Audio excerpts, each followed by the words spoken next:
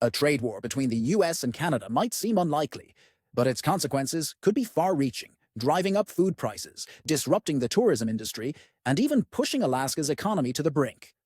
With a sweeping executive order, Trump imposed a 25% tariff on Canadian imports, targeting steel, aluminum, and other industrial goods.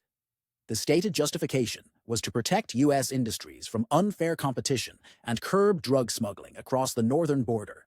However, the impact of these measures extends beyond trade disputes, as the fallout is now directly threatening Alaska's economy, which depends on trade routes passing through Canada. Canada wasted no time in responding, launching a forceful countermeasure by imposing $30 billion in retaliatory tariffs on U.S. goods.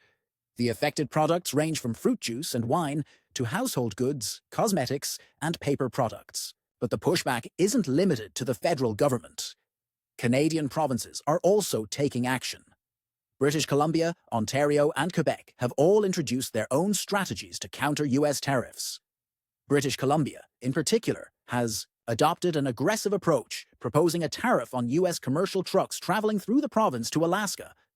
Premier David Eby announced the measure shortly after the U.S. temporarily lifted tariffs on certain Canadian goods. If implemented, this move could significantly increase shipping costs, raising prices on essential goods like fresh food, cosmetics, and electronics in Alaska, further intensifying the economic strain caused by the escalating trade conflict. Experts warn that if this measure is enforced, shipping costs will skyrocket, and the increased costs will inevitably be passed down to consumers, making life even more challenging for Alaskan residents.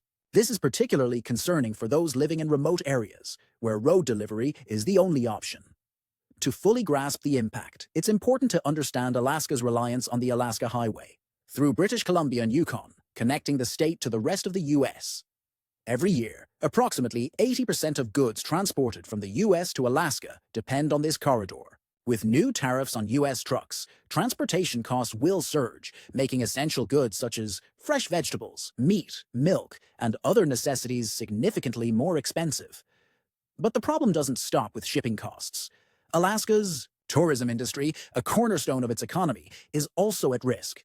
Most cruise ships traveling to Alaska are required to stop at Canadian ports before continuing their journey. This added layer of economic strain, combined with Canada's strong retaliatory measures, particularly from British Columbia, could push Alaska toward an economic crisis. Disruptions to transportation, supply chains, and tourism could deal a heavy blow to the state's economy. Urgent cooperation between Alaska's government and Canadian leaders is needed to mitigate these escalating tensions. Otherwise, the consequences for prices, businesses, and livelihoods will only worsen in the coming months. Meanwhile, economic turmoil is spreading beyond Alaska. The U.S. stock market is reeling, with the Dow Jones plunging over 330 points in a single morning. Public confidence is wavering, with 56% of Americans disapproving of Trump's handling of the economy. European leaders have also entered the fray, vowing strong retaliation against U.S. tariffs. At the same time, domestic policies are taking a hit, with the U.S. Department of Education announcing nearly a 50% workforce reduction. Amid all this upheaval, one pressing question remains. While markets falter and economic instability intensifies, what exactly is Donald Trump focused on? As investors panic and big businesses grow increasingly uneasy, they demand answers from the White House. Yet, instead of offering a solution, Trump remains silent on the economic crisis. Rather than unveiling a financial stability plan, he logs onto social media and posts praise for Elon Musk, calling him a great patriot. But the distractions don't stop there. As the stock market tumbles, Trump hosts a PR event at the White House promoting Tesla, raising questions about his priorities. Why is he focusing on Musk at this moment? Is this a deliberate attempt to divert attention from the economic turmoil caused by his tariff policies? Meanwhile, the world isn't staying silent. In retaliation to U.S. tariffs, the European Union announces a $26 billion tariff package, vowing to fight back. European Commission President Ursula von der Leyen issues a strong statement, declaring that tariffs place an unfair burden on businesses and consumers, and Europe will not stand idle. Canada, too, refuses to back down. In a firm rejection of U.S. pressure, Canadian leaders assert that they will take strong measures to protect their economy, signaling an escalating trade war that could have far-reaching consequences. With global trade tensions rising, American businesses are growing desperate. Top CEOs flood the White House with calls demanding answers, yet even Trump's own economic advisors appear uncertain about the administration's direction. The question remains, are these tariffs actually protecting the U.S. economy? Or are they isolating America from the global market? Amid the chaos, Trump and his allies propose a shocking solution: annexing Canada. While it may sound absurd, Trump's close advisor, Howard Lutnick, openly suggested on television that the best way to avoid tariffs would be to absorb Canada into the U.S., claiming that economic unity would benefit both nations. Canada's response was immediate and decisive, with the Prime Minister declaring that Canada is an independent nation and will not accept any form of coercion. As trade disputes escalate, the economic fallout is undeniable. Prices continue to soar, raw material costs skyrocket, and consumers are left to bear the burden of policies that seem to be doing more harm than good. The question now is, how far will this crisis go, and who will ultimately pay the price? American consumers are already feeling the impact of rising prices on food, gas, and essential goods. But the economic fallout doesn't stop there. In a shocking move, the U.S. Department of Education has announced a nearly 50% reduction in its workforce, putting millions of students at risk of losing access to critical education programs. Schools across the country are struggling with severe budget cuts and teacher shortages. When confronted by a reporter about how disabled students will be protected amid these cuts, a Republican senator's response, "The states will handle it," sparked outrage. But do states even have the budget to cover these drastic reductions? Is this a well-thought-out policy, or is the White House simply avoiding responsibility? As uncertainty looms over the economy, top experts are sounding the alarm. On live television, a leading economist told CNBC, "What Trump is doing is completely insane. This is not an economic strategy, it's pure chaos." The question now is, what will the Trump administration's next move be? Can the U.S. economy withstand the growing instability? This story is far from over. Meanwhile, another crisis is brewing, one that could send gas prices soaring and disrupt the entire energy supply chain. The U.S. imports over 4.3 million barrels of oil from Canada every day, making up 60% of total U.S. oil imports. If Canada follows through on its threat to cut exports in retaliation for U.S. tariffs, the consequences could be disastrous. Refineries could shut down, fuel shortages could hit hard, and the U.S. could face an unprecedented energy crisis. For decades, the U.S. and Canada have been deeply intertwined in energy trade. Over 90% of Canada's oil exports flow directly to the U.S., feeding refineries that are specifically designed to process Canadian heavy crude. This trade relationship benefits both nations. Canada gets a stable market, while the U.S. secures a reliable oil supply without depending on volatile regions like the Middle East. But as tensions rise, Canada is rethinking its commitment to supplying American energy needs. Canadian officials have already signaled that if Washington doesn't reverse its tariffs and trade restrictions, they might cut oil exports. This isn't an empty threat. Major oil-producing nations like Russia and Saudi Arabia have used energy as leverage before, and Canada could do the same.